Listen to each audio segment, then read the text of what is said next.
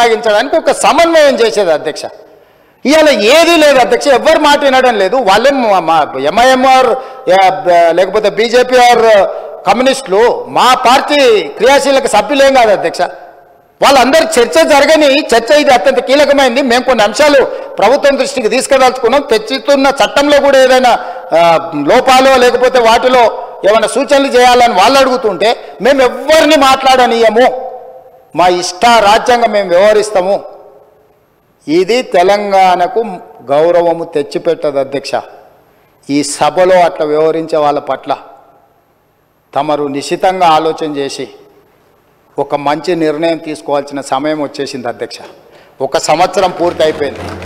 ఇంకా మనం చిల్లర మల్లర వేషాలు వేసుకుంటా 10 సంవత్సరాలలో 100 సంవత్సరాలకు కావలసినంత దోసుకొని విధ్వంసం చేసి చర్చనే జరగొద్దు, చట్టమే మారొద్దు, చట్టం మా ఇష్ట ప్రకారమే నడవాలి, మీ ఇష్ట ప్రకారం వద్దు అని 23 డిసెంబర్లో అధికారం కోల్పోయారు.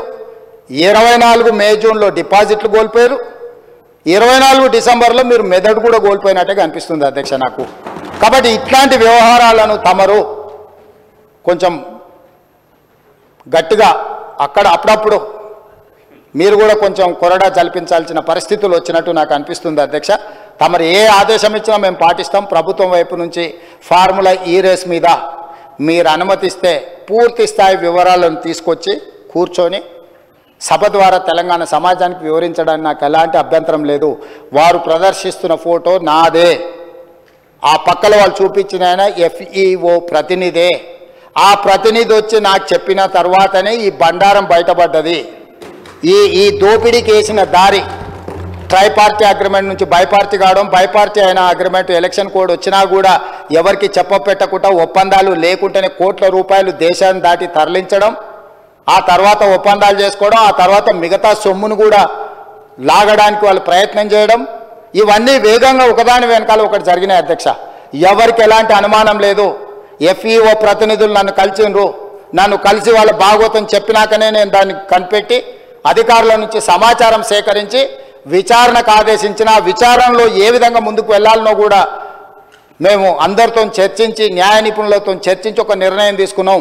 ఆ నిర్ణయం మేరకే గవర్నర్ గారికి లేఖ రాసినాం. గవర్నర్ గారు కూడా న్యాయ నిపుణులను సంప్రదించిన తర్వాతే విచారణకు అనుమతి ఇచ్చిండ్రు. ఈ ప్రాసెస్ మొత్తము ఇన్ని సంస్థలు ఇన్ని వ్యవస్థలు ప్రాసెస్ చేసిన దాన్ని ఇప్పటికిప్పుడు అన్ని బిజినెస్లను సభలో సస్పెండ్ చేసి చర్చకు తీసుకోవాలని వాళ్ళు మొండిపట్టు పట్టడం, మంకుపట్టు పట్టడం నేను అర్థం చేసుకుంటా హరీష్ రావు గారిని. ఎందుకంటే హరీష్ రావు గారు ఇక్కడ అల్లరి చేసి చొక్కాలు తెచ్చుకోకపోతే ఇంటికి పోతే కొరడా దెబ్బలు ఉంటాయి అధ్యక్ష, కోదండ ఉంటుంది అధ్యక్ష. నాకు తెలుసు ఏం చేస్తున్నావు నువ్వు అని ఆయన అడుగుతాడు. ఆయన ఇట్లాంటివి జరిగినప్పుడు కొడుకు విషయంలో ఏది చేసినా కూడా కాపాడాలన్న ఆలోచనతో హరీష్ రావు గారిని కొరడాతో కొడతాడు అధ్యక్ష.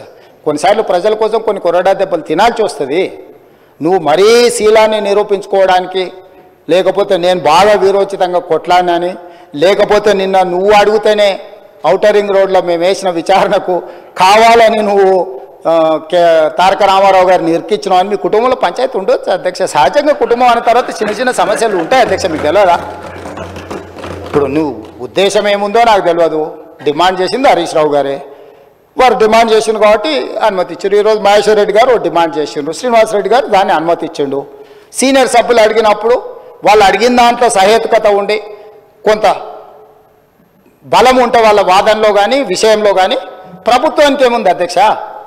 నిన్న హరీష్ రావు గారు అడిగిన ఔటర్ రింగ్ రోడ్డు విచారణ అయినా, నేడు బీజేపీ పక్ష నాయకుడు ఏలేటి మహేశ్వర్ రెడ్డి గారు చేసిన డిమాండ్ అయినా సహేతుకమైందని ప్రభుత్వం భావించింది కాబట్టి విచారణలకు ఆదేశించింది.